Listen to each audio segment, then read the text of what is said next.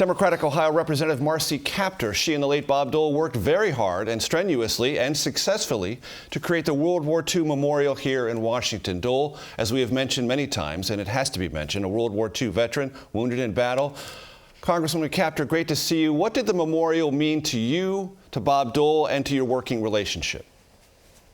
Well, I first met him, I think, in the early 1990s. I was a young member of Congress and actually a daughter of the World War II generation. And there weren't many women in the Capitol in those days. And I had to get my bill through, the bill to create the World War II Memorial in gratitude to those who bequeathed liberty to us. And it was stalled in the Senate. Well, I didn't even know how to get over to the Senate. And I remember I went in there and I was looking around and I bumped into him in the cloakroom in the Senate. He was so tall. And I'm sure looking down at this younger woman who didn't know her way around, he sort of was smiling but smirking. I wasn't one of the clerks or anything like that. I was actually a sworn member. And I asked him for help on the World War II Memorial Bill. I said, I've got to get it through the Senate. I introduced it in 1987, and it always gets stalled over here. And that began a friendship. And it wasn't so easy. It took us 17 years. But when he understood, he was part of a generation that would never ask for anything for itself. Completely unselfish generation. And I think he was stunned by the fact that this could become a reality. And then he personally became very involved. And today, as a result of that being dedicated in 2004, it took us 17 years for something the American people wanted. Over 85 million visitors have come to this memorial.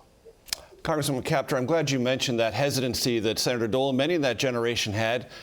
I think they would say, and I remember him saying this when I covered Senator Dole, I didn't do anything that special. I did what I was asked to do, what my country needed me to do. There was no other choice but to fight to preserve democracy and the free world. Of course we were going to do that. We don't need anything showered upon us. We did what we were supposed to do. And yet, once the monument became a reality, not only would Senator Dole sometimes be at the airport to greet honor flights of veterans, he would be at the memorial itself to surprise them with his own greeting, would he not? Oh, absolutely. That is my enduring memory of him.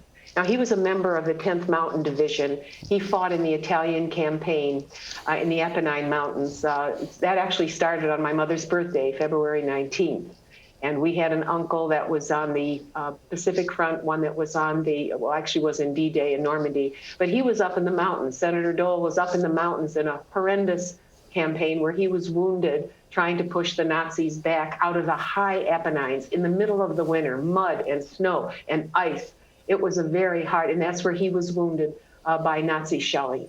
But you know, when you met him, he never talked about that with me personally. He never talked about himself. He never talked about that campaign, but it was essential to who he was and how he performed here, and that he could even be friends with this woman from the other side of the aisle from the other chamber where he had served. So he had respect for the House.